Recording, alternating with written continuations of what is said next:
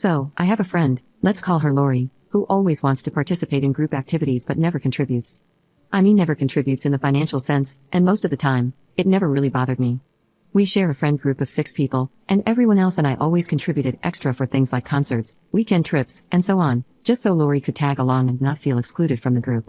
In high school, it was because Lori came from a poorer family than the rest of us and wasn't able to get a job due to parentification, since she had 4 younger siblings to take care of.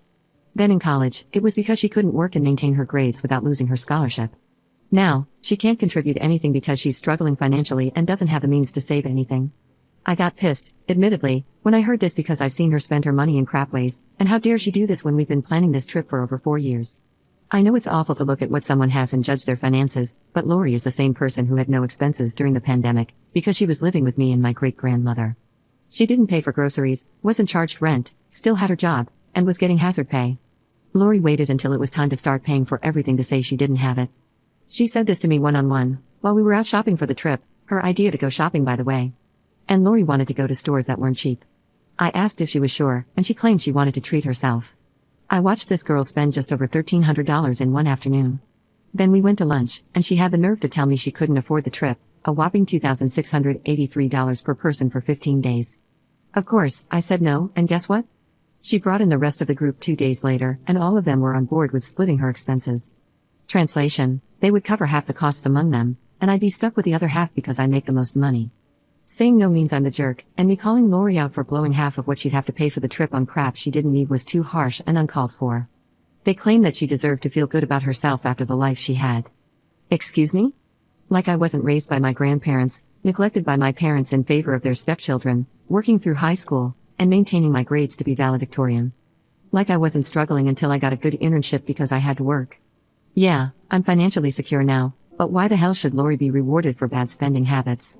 They're all upset now because I told them I'd go on a trip by myself. They didn't think I'd cancel it and go through with booking a trip for myself. It's costing me more, but screw them. They want Lori to go on a trip, they can plan one and take her without me involved. Commenter. That's crazy, what kind of mental hold does she have on you folks? What does she bring to the group that allows her to mooch off of everyone? Ops response. It's legitimately just pity at this point. All of them focus heavily on how she had an awful life growing up, which I'm not gonna discredit. Lori's life sucked, and the only way she was able to do anything with us was if my grandparents watched her siblings. But can she seriously use that as an excuse to be so irresponsible for the rest of her life?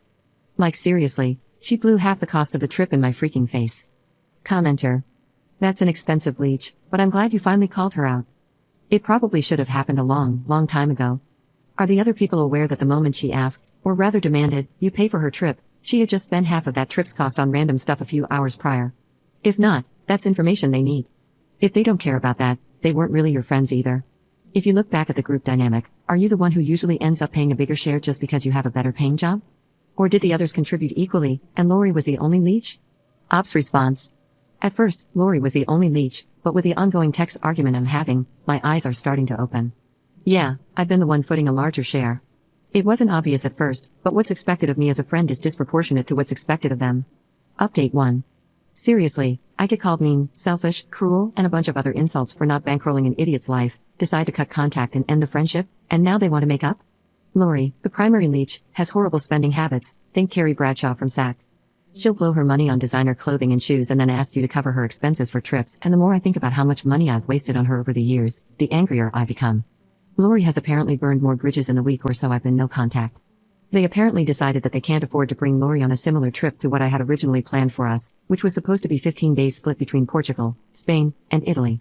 One of the people in the group, Jenna, went to my grandpa because she couldn't get in contact with me. I had blocked all of them, mainly because I got sick of arguing. Grandpa told her now wasn't a good time and refused to give her any details. She came back 4 days in a row until he relented. He called me for her and gave me the gist of things before I told him to send her to a local coffee shop. The meeting with Jenna went to hell in a handbasket. She started by telling me that the group had planned a new trip, and she knows I'm mad, but canceling on them and then not sharing the agency was really cruel. They found an agency to travel through, but to keep the time they had off from work would mean they would have to pay more, and the cheapest they could get was $4,000 a person.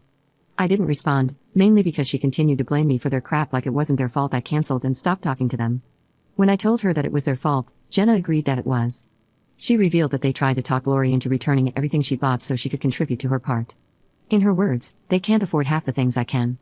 Jenna personally believes that Lori's need for designer things is because of me. I didn't snap immediately at this and let her ramble about it. I know you don't notice it, but you're always wearing nice things and spending money on nice places. You're always buying expensive makeup, getting your nails and hair done, and whatnot. She just wants that lifestyle too, and it's like you're rubbing it in her face. Honestly, all of us are to blame.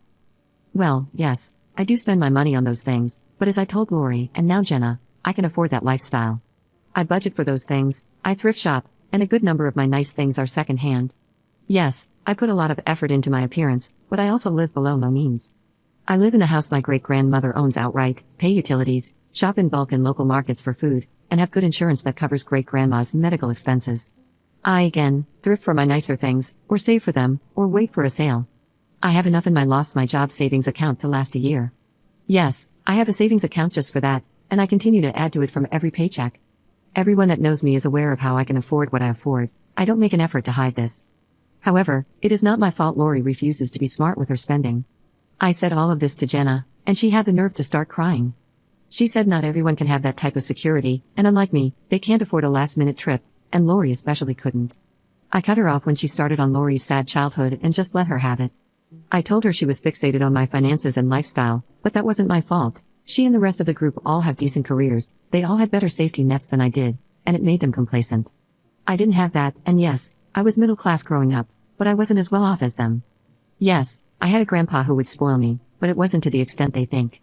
I still drive his old Impala, but they all thought I had been the first to get a car in our group because I was spoiled. They didn't consider the fact that his eyesight was going bad, and he couldn't drive me around like their parents did, so I took up driving. And don't get me started on college itself. Lori had a financial aid package because she was poor, Jenna and the rest had family that could pay off their tuition and living costs, and I barely got any aid and had to work because my grandparents couldn't afford it, and my parents refused to acknowledge me. If I hadn't landed an internship-turned-career that paid off my education, I'd still be in debt. Jenna kept crying. I told her to stop, that I'm sick of them and their crying. I threw her getting cut off by her parents in her face, told her that it was because she's a financial leech just like Lori, and that was her problem. I'm sick of them acting like I'm the problem, and I was done listening to her efforts to villainize me. Rather than whining, maybe she should think about why her parents cut her off and why I am also cutting her off, because she likes to blame everyone and everything for her failures. I shouldn't have said it, but I did. You got kicked out for stealing someone's essay, you wasted their money, and I damn sure won't let you waste mine. Grow the hell up, and don't ever bother my family again. Then I left her there crying. Not my finest moment, but seriously, what the actual hell is wrong with people?